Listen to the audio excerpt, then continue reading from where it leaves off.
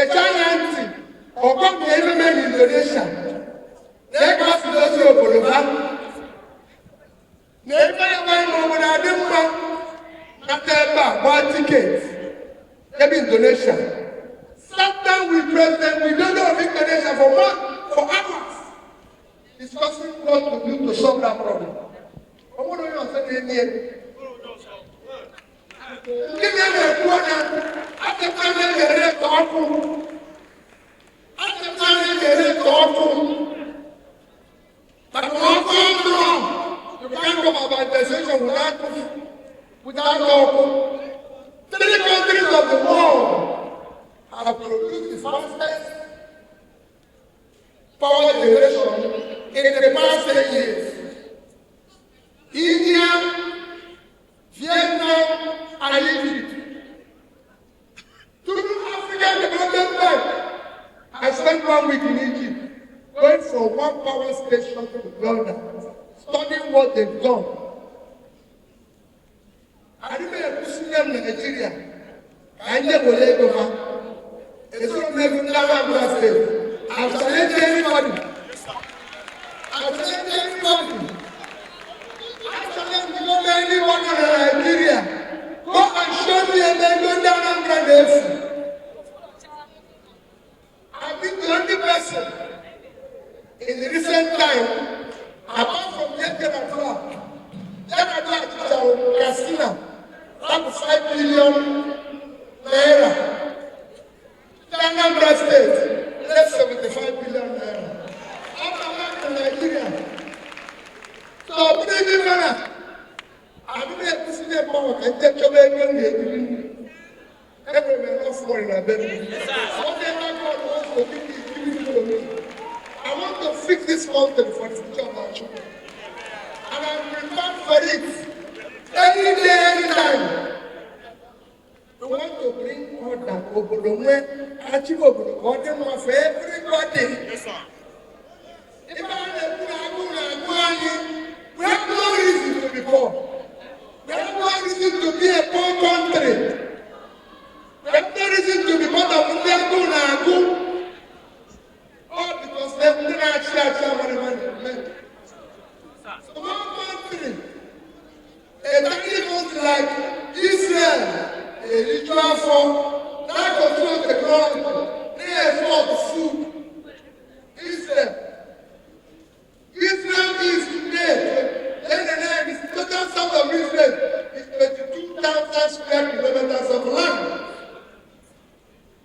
The entire Sambisa forest area is 60,000 square kilometers. That is 3 times the size of Israel. That is some land. I will not allow you to remain the way it is. Because I can tell you a farm production. We will come for campaign. Now, after reaching Nigeria, what they are doing never you see what you to Nigeria. I was a businessman, a small businessman who did business from small, big.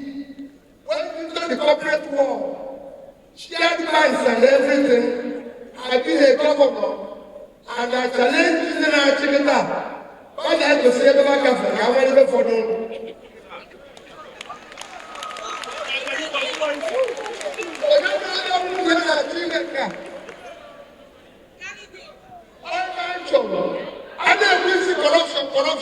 Corruption.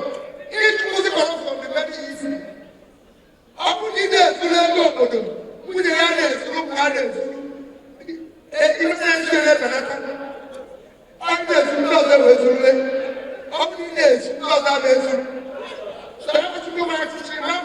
if you're not taking it, only one of them will work on Anambra, let them go. Only if you go to the level of church, let them go.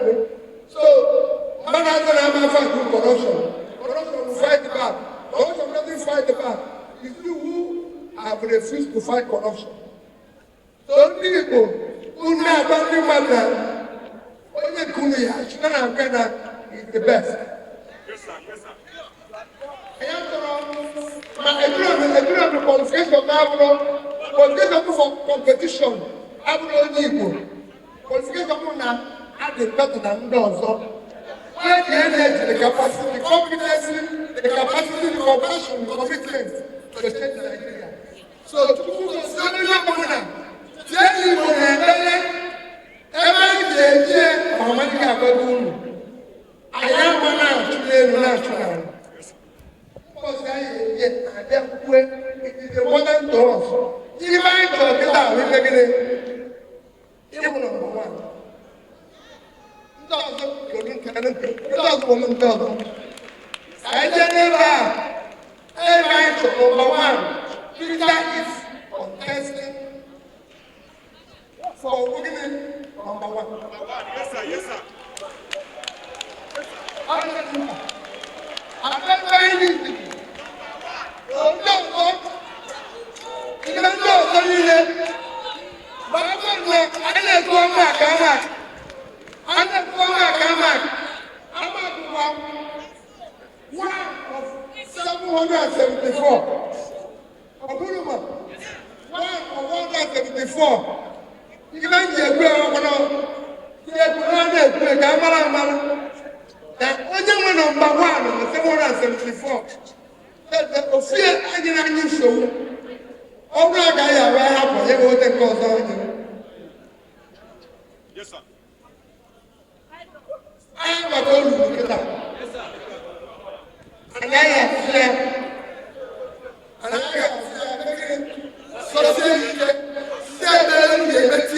Yes, sir. Chukuna Zani Melankata. What the guy, no, never know, Kaiba no Mankata. Go walk, thank you and God bless you.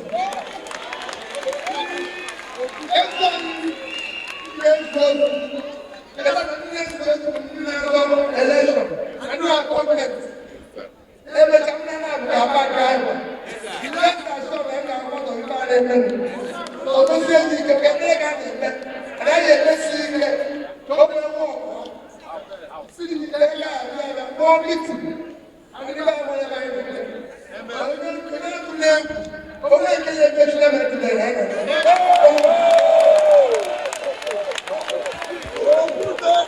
Thank you.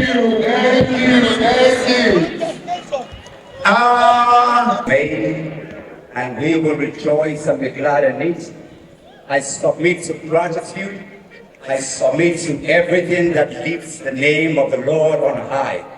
I want to acknowledge my fellow contestants. I want to thank God for all the royal fathers. Only royal fathers that are here.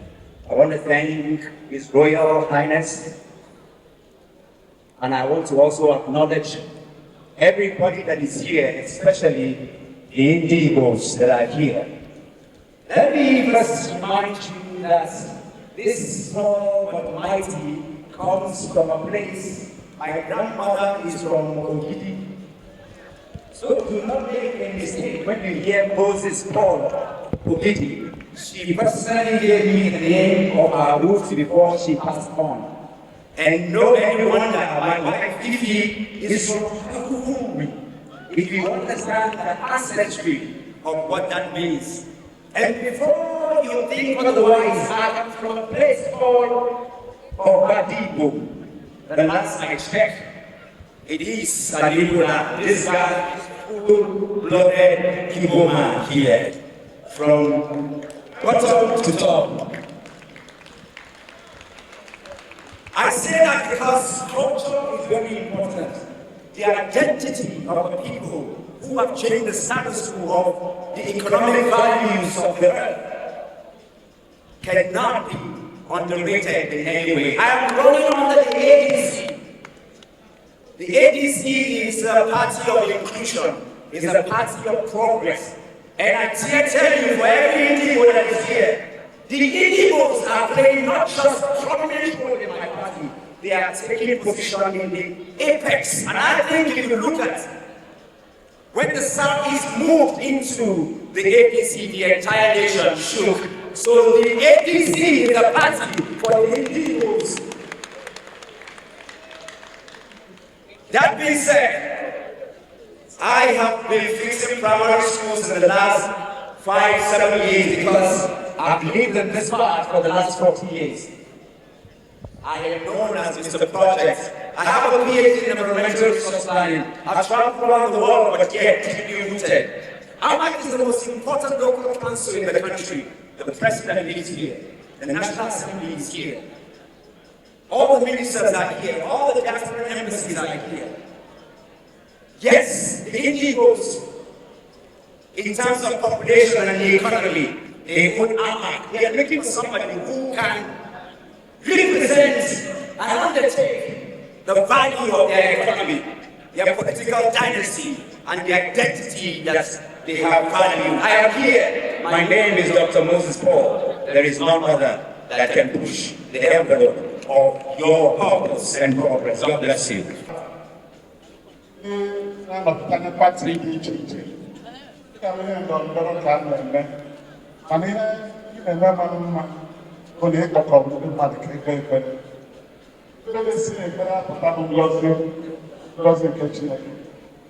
When I see now, what you see, you know, in car, I check it, I go see, you know, my senior brother, Mazi. I don't know where they do hands. I get a million Benaga, and I see how to check in their knowledge. I will make them leave. And you for my bata, then you are. I'm going to make them mad. I'm going to go. Yeah, I'm going to go. And they probably have a blood, and then I saw a church. Every this program. As well you go, as well you go. And then they're back. So, my name is Senator Victor Ume. I represent Anambra Central Senatorial District. Here, Madam Okuma,